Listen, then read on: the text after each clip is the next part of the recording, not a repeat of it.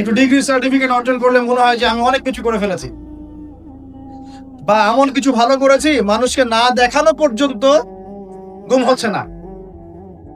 বা আপনিও একজন দিনের প্রচারক, আরেক ভাই উনিও দিনের প্রচারক, তো তাকে নিন্দা সমালোচনার ঝর্ণা তুললে ভালো লাগছে না।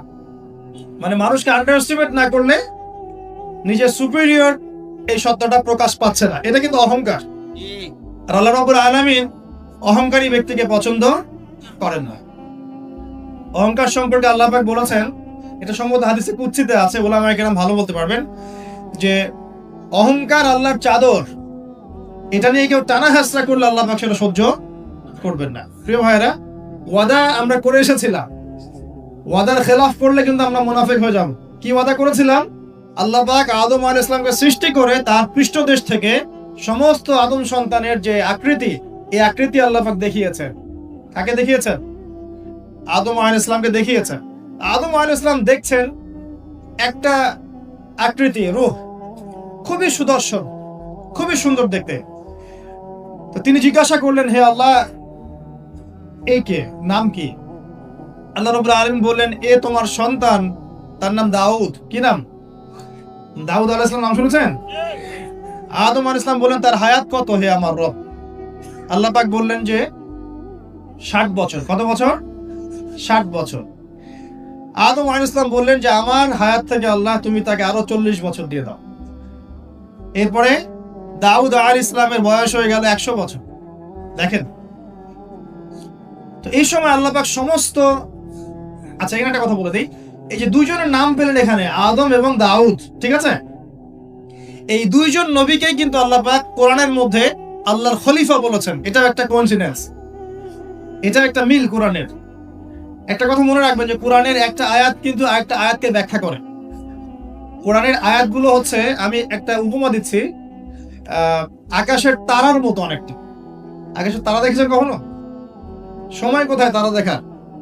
এখন তো ফুটবল খেলার যুগ, খেলা দেখবেন নাকি ভাই? শেষ রাত্রে আমরা অ্যালার্ম দিয়ে উঠতে পারি আর্জেন্টিনার খেলা দেখার জন্য, কিন্তু অ্যালার্ম দিয়ে তাহাজ্জুদে উঠতে পারি না। তো এই যুব সমাজের নিশ্চয়ই অনেক কল্যাণ হবে। একটা অসুস্থ প্রজন্ম তৈরি করছি আমরা, অসুস্থ প্রজন্ম। খুব গভীর ভাবে লক্ষ্য করবেন যে এরা বাবাকে সালাম দিতে লজ্জা পায়। কেউ সালাম দিলে ওয়ালাইকুম সালাম বলতে খুব লজ্জা লাগে, মনে হয় যে মাথা হেড হয়ে আসতেছে। বাইকের পিছনে মেয়ে নিয়ে ঘুরতে লজ্জা করে না। আর এখনকার বাইক গুলো মাশাআল্লাহ, আর আমরা তো ঢাকা শহরে থাকি, অনিচ্ছা সত্ত্বেও অনেক কিছু দেখতে হয়।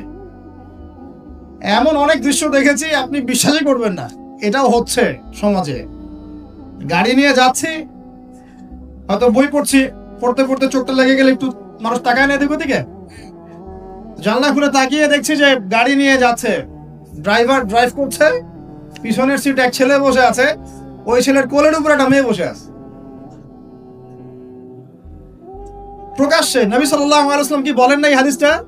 কিয়ামত হবে না ততদিন পর্যন্ত যতদিন পর্যন্ত মানুষ রাস্তাঘাটে জেনা না করবে। মেলে নাই হাদিস? কিয়ামতের কোন নিদর্শনের জন্য অপেক্ষা করছেন বলেন? নবীজি বলেছেন জীবনের শেষের দিকের একটা হাদিসে, হাদিস জিবরিল, এখানে নবী সাল্লাল্লাহু আলাইহি ওয়াসাল্লাম মাত্র দুইটা আলামত বলেছেন কিয়ামতে। কয়টা? এই দুইটার মধ্যে একটা হচ্ছে ওয়ান তারাল হুফাতাল আওরাতাল আলাতা রিয়াশা ইয়াতাতাওয়ালুনা ফিল বুনিয়ান। সমাজের সবচেয়ে নিম্ন শ্রেণীর নগ্ন পায়ের, মানে জুতা কেনার টাকা ছিল না, নগ্ন গায়ের মানে কাপড় কেনার টাকা ছিল না, এই শ্রেণীর মানুষ, ধনীদের কথা বলা হচ্ছে না, এই গরিব নিঃস্ব শ্রেণীর মানুষ ইয়াতাতাওয়ালুনা ফিল বুনিয়ান, উঁচু উঁচু অট্টালিকা নির্মাণের প্রতিযোগিতা করবে। মিলেছে? মধ্যপ্রাচ্যের অনেক কান্ট্রি আছে, তাকিয়ে দেখবেন। এক সময় বেদুইন ছিল, বেদুইন মরুভূমিতে থাকতো। এখন দেখবেন কনস্ট্রাকটিভ বিল্ডিং নির্মাণের কারো 100 তলা, কারো 200, কারো 150 প্রতিযোগিতা। আমাদের ঢাকা শহরে গিয়ে দেখবেন, ঢাকার মতো বড় বড় শহরগুলো যেগুলো আছে, বাংলাদেশ হোক অন্যান্য কান্ট্রিগুলোর হোক, আর পশ্চিমার তো কথাই নাই, বিগত 100, 200, 300 বছরে এই কনস্ট্রাকটিভ বিল্ডিং নির্মাণের প্রতিযোগিতা বেড়েছে বেশি, এগুলো আগে ছিল না। জীবনের শেষের দিকে নবী এই হাদিস বলে গেছে সাল্লাল্লাহু আলাইহি ওয়াসাল্লাম। একটা প্রশ্ন, কিভাবে নিঃস্ব একজন মানুষ এরকম উঁচু উঁচু বিল্ডিং নির্মাণ করতে পারে, 10 তলা, 20 তলা, 50 তলা? কিভাবে সম্ভব? আমার গবেষণা, ক্ষুদ্র গবেষণা হচ্ছে তিনটা পদ্ধতিতে হতে পারে। এক, যদি তার কাছে কোনো গুপ্তধন আসে, আল্লাহর পক্ষ থেকে কোনো ধন সম্পদ চলে আসে, যেমন ব্ল্যাক অয়েল, মানে ব্ল্যাক গোল্ড। বুঝতে পারছেন কার কথা বলছি? তেল, তেল, মাটির নিচে তেল, তেলের খনি পেয়ে গেলে আপনি তো মাশাআল্লাহ সচ্ছল এখন এখন করতে পারবেন। সোনার খনি পেলে করতে পারবেন। 2 নাম্বার হচ্ছে সুদ। সুদের মধ্য দিয়ে সম্ভব নিঃস্ব মানুষের বিল্ডিং তোলা। আর 3 নাম্বার হচ্ছে অন্যের সম্পদ জোর দখল করা, জবরদখল করা। আমার কাছে মনে হয় এই 3টা পদ্ধতি হতে পারে, যার মধ্য দিয়ে একজন নিঃস্ব মানুষ উঁচু উঁচু বিল্ডিং নির্মাণের প্রতিযোগিতা করবে। ইয়াতাতাওয়ালুনা ফিল বুনিয়ান, নবীজি বলছেন নির্মাণ করবে এমন না, কম্পিটিশন হবে। তোমার 10 আমার 11, তোমার 11 আমার 12, তোমার 12 আমার 13। আমি সিলেট অঞ্চলে গিয়েছিলাম প্রোগ্রাম করতে গত বছর। দেখেছি মানুষ বিশাল বিশাল জায়গা জুড়ে লন্ডন লন্ডন আমেরিকা এই আদলে বাড়িঘর নির্মাণ করছে, আবার 1 বছর নির্মাণ করার পর পরের বছর ভেঙে নতুন করে আবার করা শুরু করছে। কত শখ, কত টাকা পয়সা মানুষের। অথচ এই ধন সম্পদের হিসাব আল্লাহর কাছে কড়ায় গন্ডায় দিতে হবে না?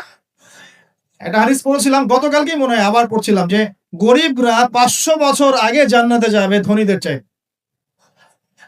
গরিবরা জান্নাতে চলে যাচ্ছে, আর আপনার ধনীদেরকে ধন সম্পদের হিসেবের জন্য দাঁড় করিয়ে রাখা হোক।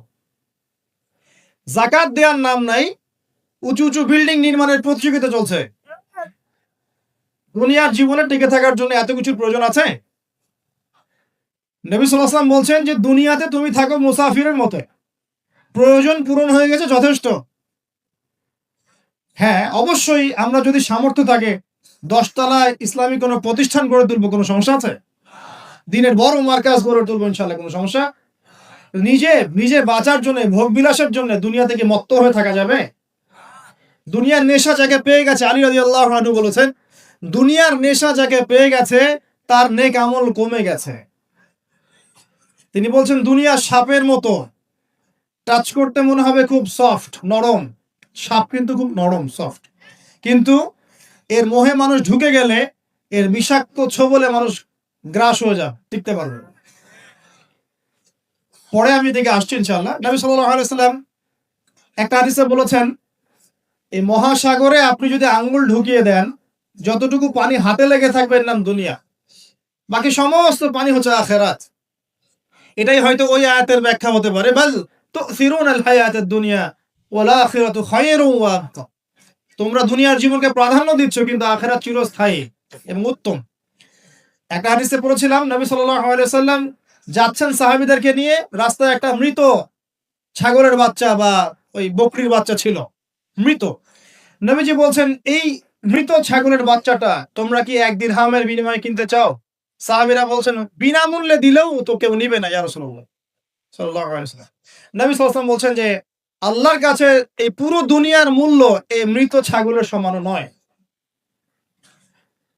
নবীজি একটা হাদিসে বলেছেন সাল্লাল্লাহু আলাইহি ওয়াসাল্লাম, আল্লাহ পাকের কাছে যদি দুনিয়ার মূল্য একটা মাছির দানার পরিমাণ হতো, আল্লাহ পাক কোনো কাফের মুশরিককে 1 ঢোক পানি খেতে দিতেন না। তো দেখুন ভাইরা, এই আহদে আলাস্তুর কথা বলছিলাম, তখন আল্লাহ রাব্বুল আলামিন আদম সন্তানদেরকে জিজ্ঞাসা করেছিলেন যে আলাস্তু বিরাব্বিকুম, আমি কি তোমাদের রব নই? কি বলেছিলেন? আলাস্তু বিরাব্বিকুম, আমি কি তোমাদের রব নই? আমরা সবাই বলেছিলাম বালা, অবশ্যই আল্লাহ আপনি আমাদের রব। এটা আমরা বলে এসেছি মহাবিশ্বে। আমরা এখন যেখানে বসবাস করছি এর উপরে 7 আসমান আছে। কত আসমান? 7 আসমান মানে 7 মহাবিশ্ব আছে। এক মহাবিশ্ব থেকে আরেক মহাবিশ্বের দূরত্ব হচ্ছে 500 বছরের রাস্তা। এরকম করে 7টা আসমান আছে। তার উপরে কুরসি, ওয়াসিআ কুরসিয়ুহুস সামাওয়াতি ওয়াল আরদ। তার উপরে আছে মহাসাগর, যার গভীরতা 500 বছরের পথ। তার উপরে আছে আরশে আজিম, যে আরশ বহন করে নিয়ে আসবে মাত্র 8 জন ফেরেশতা। কতজন? আরশের উপরে আল্লাহ রাব্বুল আলামিন সমুন্নত। আল্লাহু আকবার যে আমরা বলি, আল্লাহ পাক যে কত বড়, এখন চিন্তা করেন। আপনি যদি এই পৃথিবীটা ঘুরে দেখতে পারেন বা আল্লাহ পাকের নিদর্শনগুলো ঘুরে দেখতে পারেন, এই প্রকৃতি, এই নদী, সমুদ্র, পাহাড়, ফুল ইত্যাদি, আপনার কলব যদি জিন্দা থাকে আপনি বুঝতে পারবেন যে আল্লাহ রাব্বুল আলামিন শুধু সবচেয়ে মহান সত্তাই নন, বরং সবচেয়ে সেরা শৈল্পিক সত্তা। এত নিপুণতা, মানে আল্লাহ পাকের গায়রত, মর্যাদা, আল্লাহ রাব্বুল আলামিনের যে মানে রুচিবোধ এত উচ্চ মানের। আজকে সকালে গোলাপ ফুল দেখছিলাম। কি ফুল ভাই? ফুল টুল দেখেন মাঝে মাঝে? গার্লফ্রেন্ডকে দেন নাকি? ওয়াইফকে দিবেন? কাকে দিবেন? বাসায় ওয়াইফকে দিবেন। ওয়াইফকে দিবেন, দিয়ে ভালোবাসার এজহার করবেন, বলবেন আমি তোমাকে অনেক ভালোবাসি। মেয়েরা এগুলোই চায় যে আপনি তাকে প্রশংসা করেন, ভালোবাসেন, আদর মহব্বত করেন। তারা এগুলোই মনে মনে চায়। হয়তো আপনাকে তারা বলে না, কিন্তু তারা এটাই চায়। যদি আপনি করতে পারেন ইনশাআল্লাহ তারা আপনার কন্ট্রোলে থাকবে। যদি কাঠখোট্টা হয়ে থাকেন সাংসারিক জীবনে, তাহলে দেখবেন রসকস কমে গেছে আর কি। তখন স্ত্রীও খুঁজবে আরেকটা হ্যান্ডসাম ছেলে, হ্যাঁ, ফোনে, ওই কলিগের ওখানে, ব্যাংকে, অন্যান্য জায়গায়। এখন তো ফ্রি মিক্সিং এর যুগ। বাসায় স্বামী থাকবে, বাইরে একটা ছেলে প্রেম হবে। আবার দেখা যাবে আপনারও মন উঠে যাচ্ছে আপনার কাছে, বা আপনার নিজের স্ত্রীকে ভালো লাগছে না, অন্য মেয়েকে ভালো লাগছে। সাংসারিক জীবনটাকে মধুর রাখার জন্য নবী সাল্লাল্লাহু আলাইহি ওয়াসাল্লামের সুন্নতগুলো পালন করতে হয়। স্ত্রীকে হাদিয়া দিবেন, তৌফা দিবেন, ভালোবাসবেন, এবং সে আপনাকে কষ্ট দিবে এটা ধরে নেবে। সে আপনাকে সারা জীবন কষ্ট দিবে এটা আপনি মাথায় সেট করে নেবেন। ইনস্টল দিবেন, সফটওয়্যার ইনস্টল দেই না আমরা, প্লে স্টোর থেকে অ্যাপস ইনস্টল করেন না?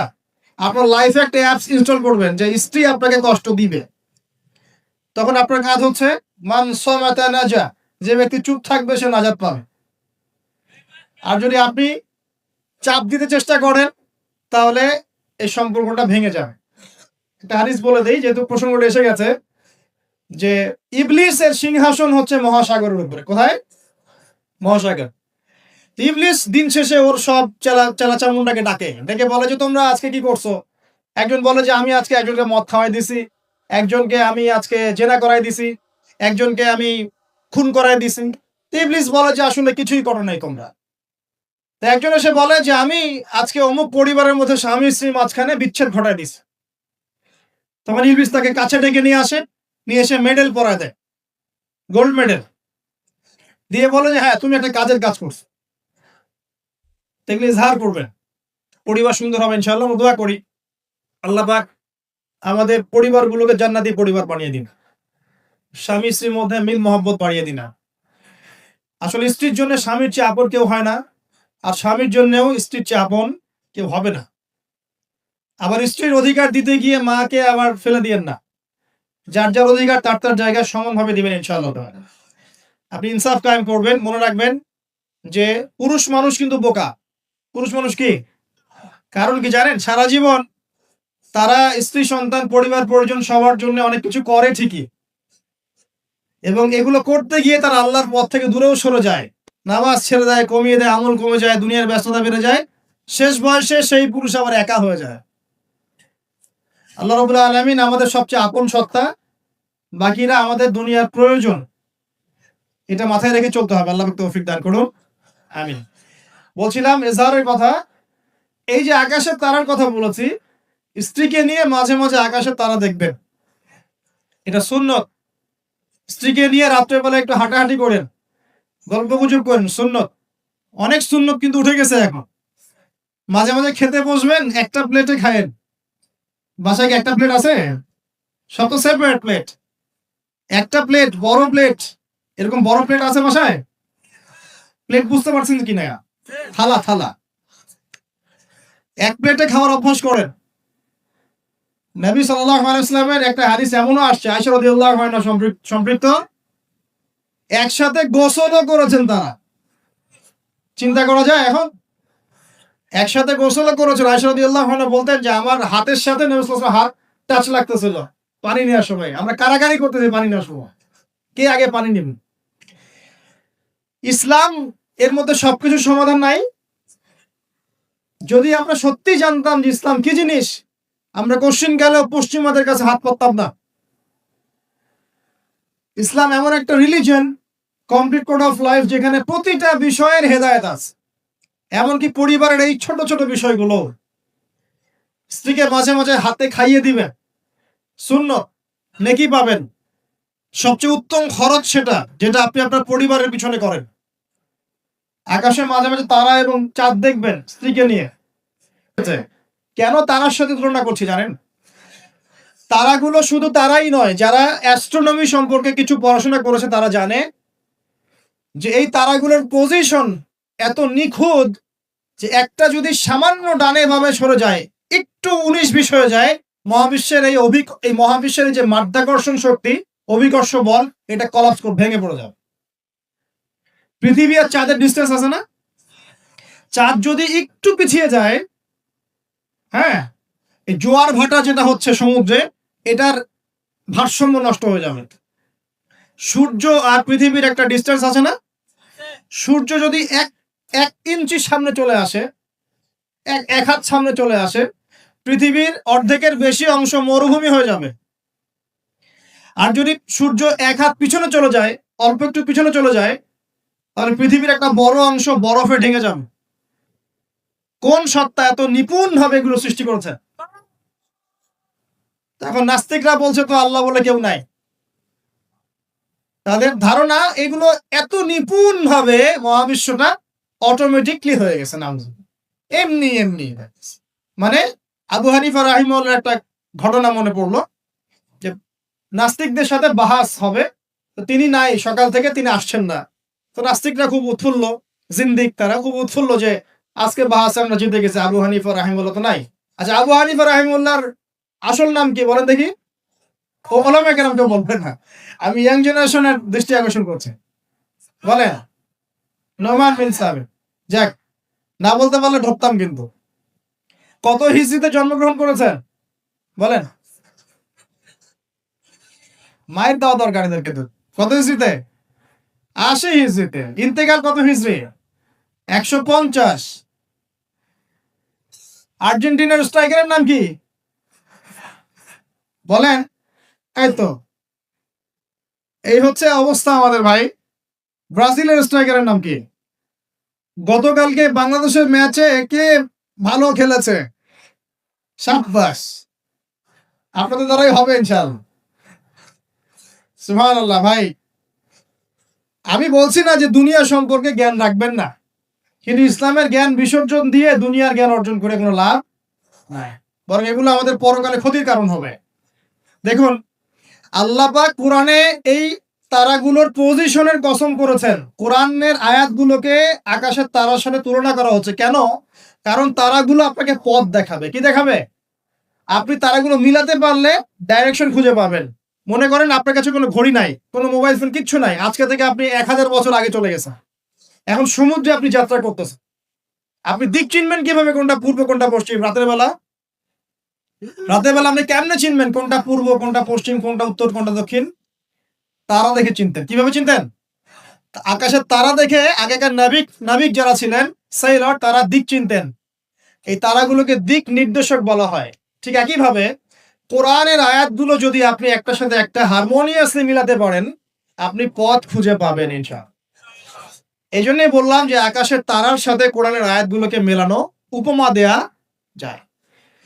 তো এইখানে বলতে গিয়ে এসেছিলাম যে দুইজন নবীকেই কিন্তু আল্লাহ রাব্বুল আলামিন কি বলেছেন? খলিফা।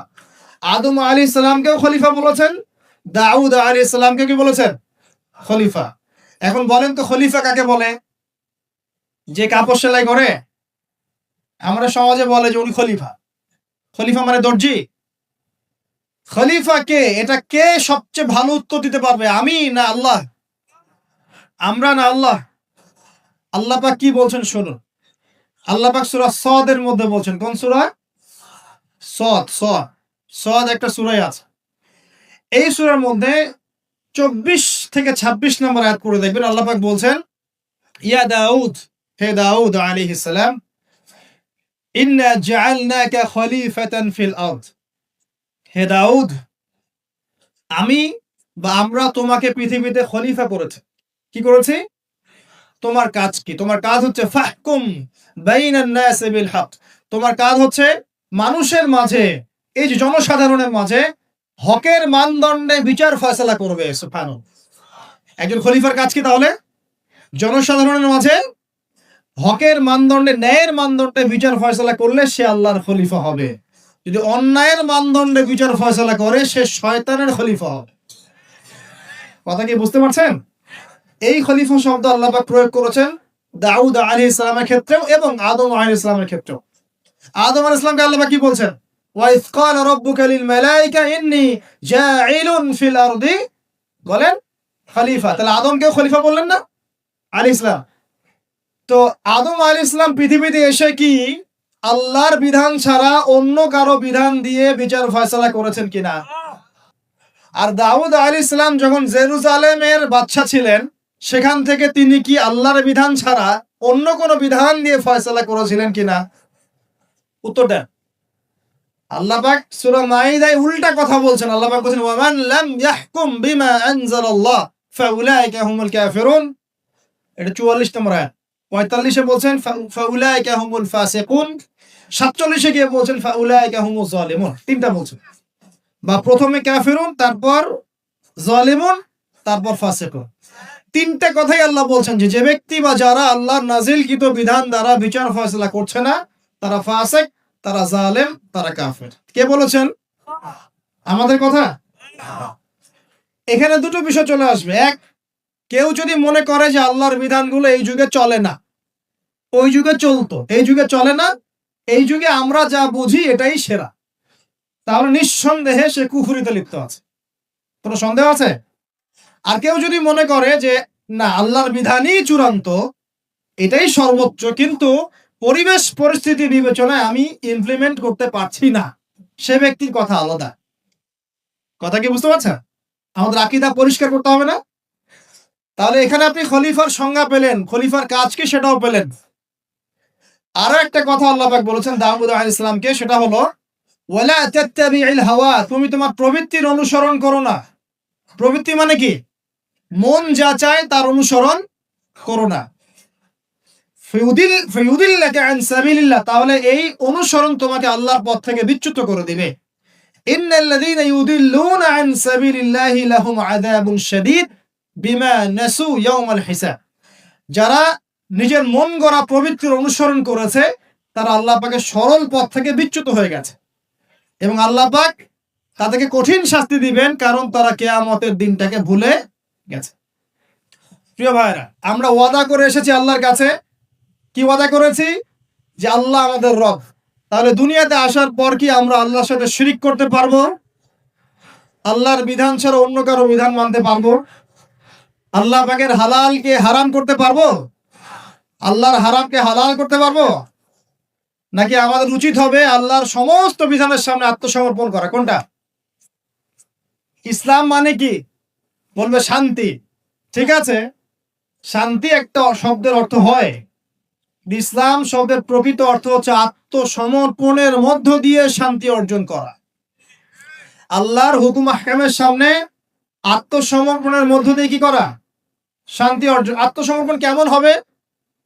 একটা ফয়সালা আল্লাহ পাক দিলেন, এখন আমি চিন্তা করব যে এই নামাজ পড়তে আল্লাহ পাক বলেছেন, আমি চিন্তা করছি যে নামাজ কেন পড়বো, নামাজ পড়ার কি দরকার, এর বৈজ্ঞানিক উপকারিতা কি, হ্যাঁ নামাজ পড়লে এর পিছনে দর্শন কি, এর পিছনে যুক্তি কি, এইসব তন্ত্র মন্ত্র ঘেটে যদি আপনি নামাজ পড়েন, পরিপূর্ণ আত্মসমর্পণ হয় নাই। কখন হবে? আল্লাহ বলেছেন সামি'না আতা'না, আল্লাহ বলেছেন নামাজ পড়তে 5 ওয়াক্ত, বাস নামাজ। এর পিছনে কারণ থাকতে পারে, সব কারণ আমার জানা জরুরি না এবং সব কারণ আমি জানতেও পারবো না। পারবো? এখানে দেখেন একজন নবীর কথা বলি, যার নাম আমরা প্রথমে বলেছি আল্লাহুম্মা সাল্লি আলা মুহাম্মাদ ওয়া আলা আলি মুহাম্মাদ কামা সাল্লাইতা আলা ইব্রাহিম। নবী মুহাম্মদ সাল্লাল্লাহু আলাইহি ওয়াসাল্লামের নামের সাথে ইব্রাহিম আলাইহিস সালামের নাম কেন, অন্য নবীর নাম নয় কেন? প্রশ্ন করতে হবে না? কারণ হচ্ছে নবী সাল্লাল্লাহু আলাইহি ওয়াসাল্লামের জীবনের যে ধারা এবং ইব্রাহিম আলাইহিস সালামের জীবনের ধারা কিন্তু হুবহু একই রকম। শুধু নবী সাল্লাল্লাহু আলাইহি ওয়াসাল্লাম শেষে গিয়ে মক্কা থেকে পুরো জাজিরাতুল আরবে ইসলামিক খিলাফা কায়েম করেছিলেন। ইব্রাহিম আলাইহিস সালাম ওই সময়টা হয়তো পান নাই। That's all. এখন দেখেন ইব্রাহিম আলাইহিস সালাম সম্পর্কে আল্লাহ পাক কি বলছেন। আল্লাহ পাক বলছেন ইয ক্বালা লাহু রাব্বুহু আসলিম ক্বালা আসলামতু লিরাব্বিল আলামিন। আল্লাহ পাক যখনই ইব্রাহিমকে বলেছেন আলাইহিস সালাম আত্মসমর্পণ করো, ইব্রাহিম আলাইহিস সালাম আত্মসমর্পণ করেছেন, বলেছেন আসলামতু লিরাব্বিল আলামিন, আমি জগৎ সমূহের প্রতিপালকের সামনে আত্মসমর্পণ করলাম। একটা মিসাল দিচ্ছি, তার সন্তানকে জবাই করতে বলেছিলেন, মনে আছে? সন্তান বলেছিল যে ইয়া আবাতি ফাআল মা তু'মার, হে আমার আব্বা আপনাকে যে আদেশ করা হয়েছে আপনি তাই করেন। সাতাজিদুনি ইনশাআল্লাহু মিনাস সাবিরিন, ইনশাআল্লাহ আপনি আমাকে ধৈর্যশীল পাবেন। ইব্রাহিম আলাইহিস সালাম জবাই করার আগে কি আল্লাহকে প্রশ্ন করেছিলেন যে এর পিছনে যুক্তি কি, এর পিছনে দর্শন কি, এর পিছনে বিজ্ঞান কি? নাকি আল্লাহ আদেশ করেছেন বাস করেছেন? কোনটা? আল্লাহ পাক আদেশ করেছেন, চোখ বন্ধ করে কাজ করতে গিয়েছেন। এবং এই নবীকে আল্লাহ পাক বলছেন হুয়া সাম্মাকুমুল মুসলিমিন, তিনি তোমাদের নাম দিয়েছেন মুসলিম। তাহলে প্রথম মুসলিম কে পাচ্ছি আমরা এখানে? প্রথম সারির মুসলিম কে পাচ্ছে? ইব্রাহিম আলাইহিস সালাম, যিনি আল্লাহর আদেশ আসলেই বাস্তবায়ন করতে চলে যান। এর নাম প্রকৃত মুসলিম, আত্মসমর্পণ করা। আমরা কি সবকিছুর সামনে আত্মসমর্পণ করতে পারছি? যদি পারতাম তাহলে ইবাদত বন্দেগীর জীবনে পাক্কা মুসল্লি হয়ে অর্থনৈতিক জীবনে পাক্কা সুদখোর কেন হচ্ছে? আমরা নামাজ পড়ি না? নামাজ 5 ওয়াক্ত করি মাশাআল্লাহ, কিন্তু ব্যবসা করতে গিয়ে মাপে কম কেন দেই? ব্যবসা করতে গিয়ে আমি মজুদদারি কেন করি? আমি অন্যকে কেন ঠকাই? কেন ভেজাল মিশাই? পণ্যের সাথে ভেজাল কেন মিশাই? অর্থনৈতিক জীবনে গিয়ে আমি সুদ কেন খাই? ঘুষ কেন নিব? দুর্নীতি কেন করব যখন আমি 5 ওয়াক্ত নামাজ পড়ি? তার মানে কি জানেন?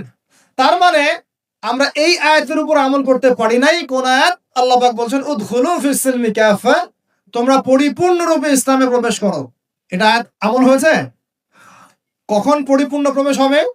যখন জীবনের প্রতিটা ক্ষেত্রেই আমরা ইসলাম পালন করতে পারব। ইসলাম কি শুধু ইবাদত বন্দেগীর জীবনেই? খালি নামাজ রোজা হজ জাকাতের নামই কি ইসলাম?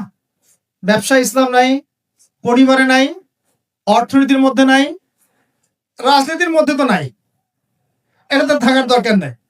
এটা আমরা যা ভালো বুঝি তাই।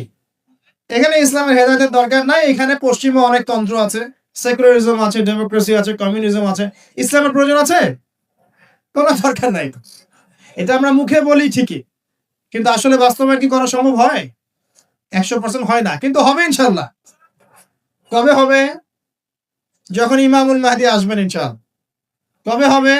যখন ঈসা ইবনে মারইয়ামকে আল্লাহ আবার পাঠাবেন ইনশাআল্লাহ, তখন হবে। আমি একটা ভবিষ্যৎবাণী বলে যাই, এটা আমার ভবিষ্যৎবাণী না।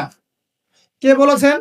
রাসূলুল্লাহ সাল্লাল্লাহু আলাইহি ওয়াসাল্লাম। কিয়ামত হবে না যতক্ষণ পর্যন্ত না ঈসা ইবনে মারইয়ামকে আল্লাহ পাক পাঠাচ্ছেন এবং তিনি একজন ন্যায়পরায়ণ শাসক হবেন, যিনি 40 বছর এই বিশ্বে ন্যায় বা শান্তি প্রতিষ্ঠা করবেন। কে বলেছেন এটা? মুহাম্মদ সাল্লাল্লাহু আলাইহি ওয়াসাল্লাম। কোথা থেকে শাসন পরিচালনা করবেন? বাংলাদেশ থেকে? উত্তর না। কোথা থেকে?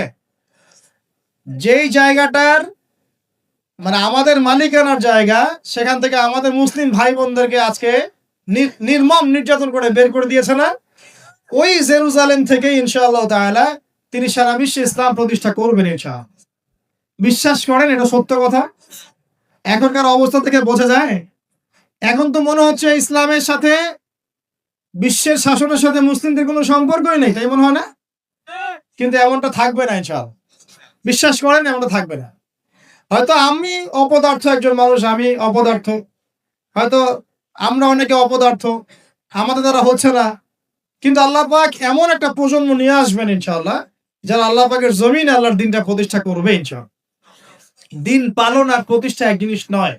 প্রতিষ্ঠা মানে হচ্ছে কাঁচা পাকা সমস্ত বাড়ির মধ্যে কালিমা লা ইলাহা ইল্লাল্লাহ প্রবেশ করবে ইনশাআল্লাহ। এমনটাও হাদিসে এসেছে, একটা কাঁচা বাড়ি বাদ থাকবে না, একটা পাকা বাড়িও বাদ থাকবে না যেখানে আল্লাহ পাক তাওহীদের কালিমা লা ইলাহা ইল্লাল্লাহ প্রবেশ করাবেন না। আমরা কি ইসলামের এই বিজয় চাই? সত্যি চাই তো? তাহলে আজকে অ্যালার্ম দিব আর রাত্রেবেলা খেলা দেখতে উঠে যাবো ইনশাআল্লাহ, নাকি ভাই? এই বিজয় চাইলে কি লাগবে আমাদের? আমরা পশ্চিমা সংস্কৃতি অনুসরণ করব, ওদের মতো করে তেলাপোকা ছাড় দিব নাকি? তেলাপোকা ছাড় বোঝেন নাকি? মাথায় মনে হয় কিছু কিছু ইঁদুর আর তেলাপোকা ছেড়ে দিয়েছে, চেটে চেটে চুলগুলো এগুলো থেকে নাই করে দিয়েছে। সামনে এখানে একটু চুল আছে, মা তেলাপোকা ছাড়। যুব সমাজ করছে না? কাপড় চোপড়, পোশাক পরিচ্ছদ, তামাদ্দুন, তাহজিব সবকিছু পশ্চিমাদের থেকে নেওয়া হচ্ছে না? সংস্কৃতি নেওয়া হচ্ছে না? আজে বাজে সুদ সুদ ঘুষের সংস্কৃতি চলছে না? অশ্লীলতা, পর্নোগ্রাফি চলছে না? বেলাল্লাপনা, বেহায়াপনা চলছে না? বেপরদামি চলছে না? তো এগুলো করতে থাকলে কি আমরা সেই বিজয়ী জাতি হতে পারবো কিনা? আমার খোলা একটা প্রশ্ন আপনার কাছে। আমি তো আপনাকে কিছু চাপাই দিতে পারবো না, পারবো? একজন দায়ী বা একজন আলেম বা যে মুআল্লিম, তার কাজ কতটুকু? এতটুকু, এই 2 লাইন, ফাযাক্কির, তুমি উপদেশ দিবে। ইন্নামা আনতা মুযাক্কির, তুমি উপদেশ দাতা। লাস্তা আলাইহিম বিমুসাইতির, তুমি মানুষের উপরে দারোগা নও। আমরা কি দারোগা? শুধু প্রচার কর। যে ব্যক্তি রিসিভ করবে, কবুল করে নেবে, আল্লাহ তাকে দুনিয়াতেও সম্মানিত করবে ইনশাআল্লাহ, পরকালেও করবে ইনশাআল্লাহ। যারা করবে না তাদের ফয়সালা আল্লাহর কাছে। লাকুম দীনুকুম ওয়ালিয়া দিন, যার যার দিন তার তার কাছে, যার যার কবর তার তার কাছে। That's all. প্রিয় ভাইরা, বিজয় চাইলে কিছু কাজ আছে, করবেন ইনশাআল্লাহ। আল্লাহ তৌফিক দান করুন। তওবা করেন। জীবনে যত পাপ করেছেন এই পাপগুলো কাছে খাতায় লিখবেন যে আমি এই পাপ জীবনে করেছি। মনে করেন, নিজের সাথে অনেস্ট হবেন, আয়নার সামনে দাঁড়াবেন, চোখ বন্ধ করে রাত্রেবেলা শুয়ে চিন্তা করবেন যে আমার তো বয়স হয়ে গেল 30, 40, 50, সারা জীবনে কি কি বড় বড় পাপগুলো করেছি। চিন্তা করে দেখবেন আপনি খুঁজে পাবেন। আমি দোয়া করি যে আপনি খুঁজে না পান, কিন্তু পাবেন ইনশাআল্লাহ। আপনি বহু বহু নামাজ আপনি পড়েন নাই, কাজা করেছেন। বহু রোজা আপনি রাখেন নাই। যাকাত ফরজ হয়েছে সেই কবে আপনি দেন নাই। হ্যাঁ, হজ ফরজ হয়ে গেছে কবে, করছেন না, করেন নাই। বোনের সম্পত্তি দেন নাই, প্রতিবেশীর সম্পত্তি মেরে খেয়েছেন। কোন কোন ক্ষেত্রে দেখা যেতে পারে, এটাও হতে পারে এমনটাও যে আপনি জনগণের সম্পদ মেরে খেয়েছেন। এমন হবে না। হতে পারে আপনি করাপশনে ছিলেন, হতে পারে জেনা করেছেন, মদ খেয়েছেন, ইত্যাদি ইত্যাদি, সুদ খেয়েছেন। অনেস্টলি খাতায় লিখেন।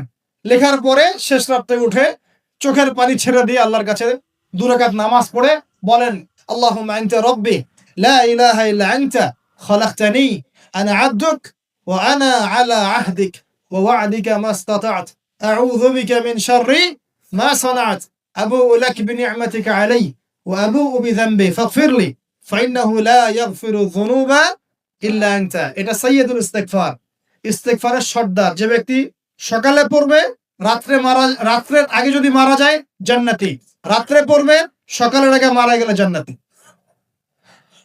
হিসনুল মুসলিম বইয়ের মধ্যে আছে। কোন বই? হিসনুল মুসলিম। তোমরা যে ফোন সারাদিন চালাও, ভালো কিছু অ্যাপস ডাউনলোড করো। হিসনুল মুসলিম একটা অ্যাপসও আছে, ডাউনলোড করে দেখো, সব দোয়া কালামগুলো এখানে দেয়া আছে। আছে না? আচ্ছা, এটা যদি না পড়েন এতটুকু বলবেন, আস্তাগফিরুল্লাহাল্লাযী লা ইলাহা ইল্লা হুয়াল হাইয়ুল কাইয়্যুম ওয়া আতুবু ইলাইহি। চোখের পানি ছেড়ে দিয়ে পাপ থেকে তওবা করে আগে ফিরে আসতে হবে। এটা কাজ নাম্বার 1। এটা কত নাম্বার কাজ? 1 নাম্বার কাজ। কারণ আমরা জানি না যে আমরা কে কতদিন বাঁচবো, জানি? কিন্তু মানুষের চলাফেরা দেখলে মনে হয় যে মানুষ জানে। হ্যাঁ, যুবকদেরকে বলবেন যে দিন শিখতে আসছো না কেন? বলবে যে শেষ বয়সে শিখবো ইনশাআল্লাহ। আর একটা কমন প্রশ্ন আছে, কমন উত্তর আছে ওদের, নামাজে আসো ভাই, প্যান্ট নষ্ট ভাই। তো তোমার তোমার বিষয়টা কি এতই দুর্বল যে প্যান্ট বারবার নষ্ট হয়ে যায়? এত দুর্বলতা থাকলে তো সমস্যা। তখন তো বৈবাহিক জীবনেও তুমি হ্যাপি হতে পারবে। আর এই দুর্বলতার কারণ কি জানো? পর্নোগ্রাফি। পর্নোগ্রাফির মধ্য দিয়ে গোপন পাপ, তাই না ভাই? এই যুগে এইসব পাপ থেকে বেঁচে থাকা খুবই ডিফিকাল্ট, খুবই ডিফিকাল্ট। কিন্তু বিশ্বাস করেন, এই কথাটা শোনেন, যদি কোনো ব্যক্তি, যুবক, স্পেশালি যুবক যার যৌবনের তাড়না আছে, এই যুবক যদি পবিত্র জীবন যাপন করতে পারে, আল্লাহ পাক ওই যুবককে দেখে অবাক হয়ে যান। এবং কেউ যদি প্রকাশ্য গোপন জেনা থেকে বেঁচে থাকতে পারে, সাক্ষাৎ মৃত্যুর হাত থেকে আল্লাহ তাকে বাঁচাতে পারেন। আমি দলিল ছাড়া কথা বলবো না, এখানে দলিল দিচ্ছে শোনেন। 3 জন ব্যক্তি বের হয়েছে, ঝড়, বিশাল ঝড়, গুহায় আশ্রয় নিয়েছে, ঝড়ে পাথর দিয়ে গুহার মুখ বন্ধ হয়ে গেল। এই তো এটা হাদিস, কিন্তু আলেম ওলামারা জানবেন, আপনাদেরকে বলছেন হাদিসে আছে কিন্তু। এখন গুহার মুখ খোলার কোনো অপশন নাই। এখন তিনজন পরামর্শ করছে, আমাদের কিছু নেক আমল দিয়ে আল্লাহর কাছে দোয়া করি, চল। নেক আমলের ওসিলা দিয়ে দোয়া করা যায়, নেক আমলের ওসিলা করে দোয়া করতে হয়, এটা এটা ভালো কাজ। সদকা করেছেন, এই ওসিলা দোয়া করেন যে আল্লাহ আমি সদকা করেছি, আল্লাহ এই ওসিলা আমার রোগটা ভালো করে দাও, আমার মাকে শেফা দিয়ে দাও, ইত্যাদি ইত্যাদি। আর আমরা সদকা করলে আগে নাম লিখাই, অমুক সাহেব 5,000, অমুক 1,000, অমুক 200। আরে ভাই, সদকা করলাম তো আল্লাহর জন্য, মানুষকে জানানোর কি দরকার আছে? এই লৌকিকতা ত্যাগ করতে হবে না? নবী যে হাদিসে বলেছেন, দাজ্জালের ফিতনার চাইতেও আমি এই উম্মতের উপর একটা ফিতনাকে নিয়ে ভয় করি, সেটা হলো রিয়া বা গোপন পাপ, গোপন শিরক। রিয়া বা গোপন শিরক মানে মানুষ অন্যকে দেখানোর জন্য আমল করি না আমরা এটা। যখন মৌসুম আসবে তখন বলবে যে আমরা মুসলিমদের সাথেই আছি, আপনার রায়টা আমার পক্ষে দিয়ে, ঠিক আছে? তখন মৌসুম শেষ, ভুলে যাবে মানুষ মানুষকে।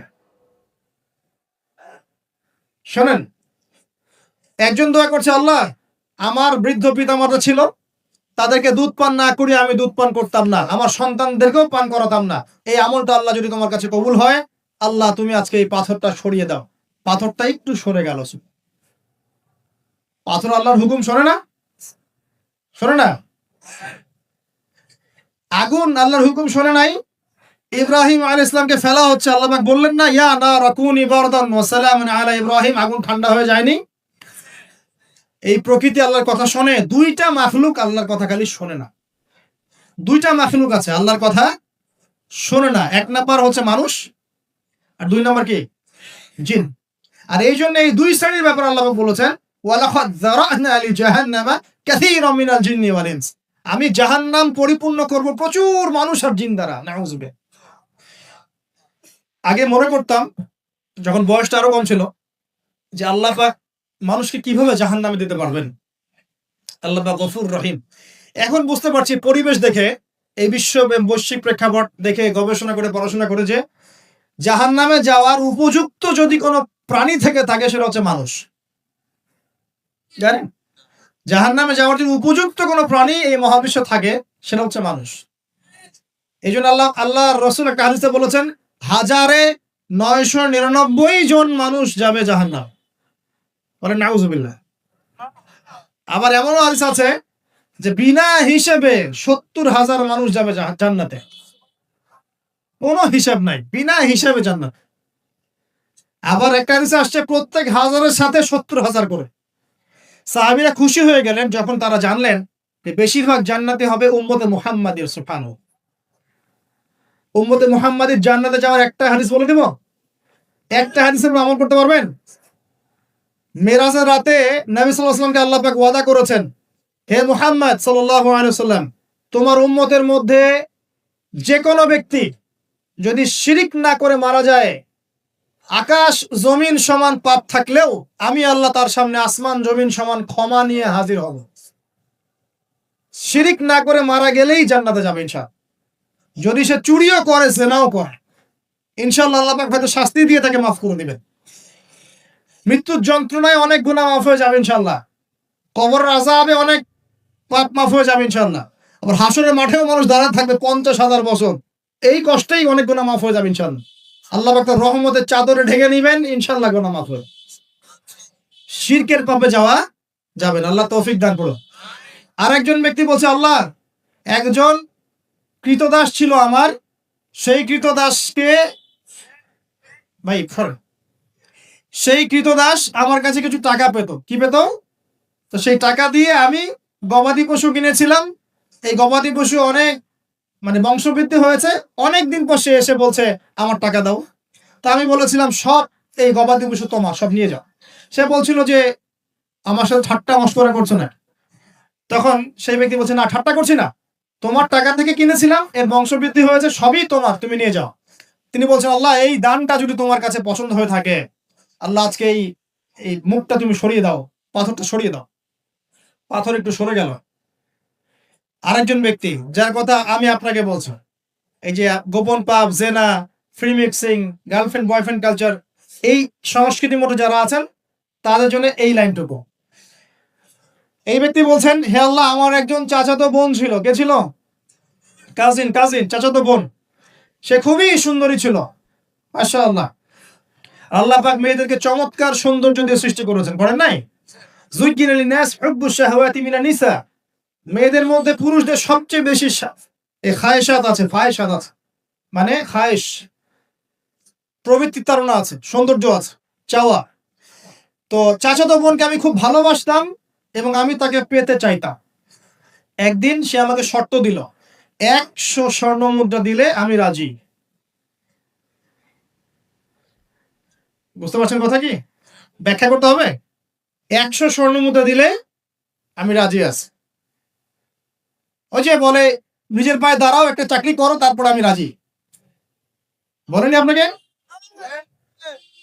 একটু টাকা পয়সা আর্ন করো, তারপর আমি তোমারই। আর এই করতে করতে প্রত্যেক দিন আপনার কাছ থেকে মনে করেন প্রত্যেক ডেটে 1000, 1200, 1000, 2000 খাইতেই আছে। আর আপনি তো সৎকায় জারিয়া করতেছেন নাকি? এটা সৎকায় জারিয়া না গোনায় জারিয়া? তো এইবার এই ব্যক্তি প্রচন্ড পরিশ্রম করে 100 স্বর্ণ মুদ্রা জোগাড় করলো। বাপ রে বাপ, কি একটা অবস্থা। তারপরে সে 100 স্বর্ণ মুদ্রা এনে এই চাচাতো বোনকে দিয়েছে, দিয়ে বলছে, এখন আমার সাথে তোমার যে চুক্তি সেটা পূরণ করতে হবে। সে সেক্সুয়াল যে রিলেশন সেটা করার প্রায় উপক্রম হয়েছে, সে তার কাছাকাছি সে বসে গেছে, একদম হাদিস আসছে সে বসে পড়েছে।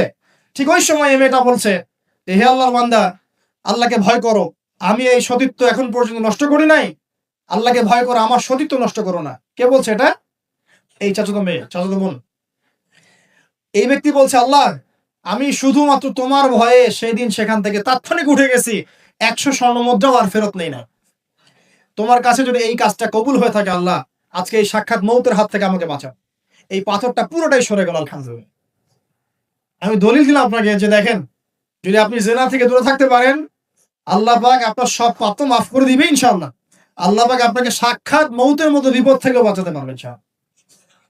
প্রিয় ভাইরা, তাহলে আমাদের প্রথম কাজ তওবা করে ফিরে আসা। তৃতীয় কাজ হচ্ছে একজন ব্যক্তিকে আদর্শ মেনে পুরো জীবনটা তার আদর্শে গড়ে তোলা। ওঠা বসা, চলা ফেরা, ঘুম, খাওয়া দাওয়া, এভরিথিং পারবেন। চেহারা, সুরত, চুল টুল সবকিছুই। দাড়ি থাকবে চেহারায়, গর্বের সাথে দাড়ি রাখবেন, গর্বের সাথে বুক ফুলিয়ে দাড়ি রাখবেন। তাকওয়ার লেবাস পরবেন, পোশাক পরবেন, ঠিক আছে। মোচ ছোট করে ফেলবেন, টাকনুর উপরে কাপড় উঠিয়ে ফেলবেন, ঠিক আছে। লেবাস, পোশাক, কথাবার্তা, আমল, আকীদা, আখলাক সবকিছু কার মতো হবে? রাসূলুল্লাহ সাল্লাল্লাহু আলাইহি ওয়াসাল্লামের সুন্নাত মোতাবেক। এটা আপনার 2 নম্বর কাজ। 3 নম্বর কাজ হচ্ছে পড়াশোনা করা। কি করা? দ্বীনি ইলম অর্জন করা। আগে সহজ বইগুলো পড়বেন, তারপর আস্তে আস্তে কঠিন বইয়ের দিকে যাবেন। এবং পড়াশোনার সময় উলামায়ে কেরামের সাথে সম্পর্ক রাখবেন। একা একা পণ্ডিত হতে যাবেন না, তাহলে সমস্যা আছে। একা পণ্ডিত অনেক মানুষ এখন বলে যে আলেম ওলামাদের সাথে সম্পর্ক রাখার দরকার নাই, বইপত্র নিজে পড়বা, বুখারী, মুসলিম, তিরমিজি, নাসাই, আবু দাউদ, মিশকাত সব নিজে পড়ে নিজেই ইস্তিহাদ করে মুস্তাহিদ হয়ে যাও। এরকমও ফিতনা কিন্তু চলছে সমাজে। এগুলো ভয়ঙ্কর ফিতনা। এবং এক পর্যায়ে বলে দিবে যে মাযহাবও মানার দরকার নাই, ওটা মানা শিরক বলে দিবে। শিরক বলে না, বলে শিরক। কারণ কোথায় আছে? এই বানানটা আছে নাকি আমরা? এবং এই কমিউনিটির মধ্যে আমি এমনও মানুষকে দেখেছি, সামনে শায়েক টাইটেল আছে, শায়েক বলেছে, দাঁড়ান, একটা কোরআনের আয়াত তেলাওয়াত করতে 20টা ভুল করে ফেলছে। আবার স্টেজে উঠে বড় বড় মুফতি যারা, হানাফি ফিকহের বড় বড় মুফতি যারা, তাদেরকে চ্যালেঞ্জ করছে যে বাহাসে আসো, আমি বুকের পাটা থাকলে আমার সামনে বাহাসে। আমি বলি যে 2টা বছর মক্তবে পড়া উচিত। আগে 2 বছর আগে মক্তবে পড়ে কুরআন তেলাওয়াত শুদ্ধ করে আসা দরকার। বিশ্বাস করেন যে কুরআন তেলাওয়াতের এমন অনেক অনেক সূক্ষ্ম জায়গা আছে, ভুল হলে আপনার অর্থ চেঞ্জ হয়ে যায়।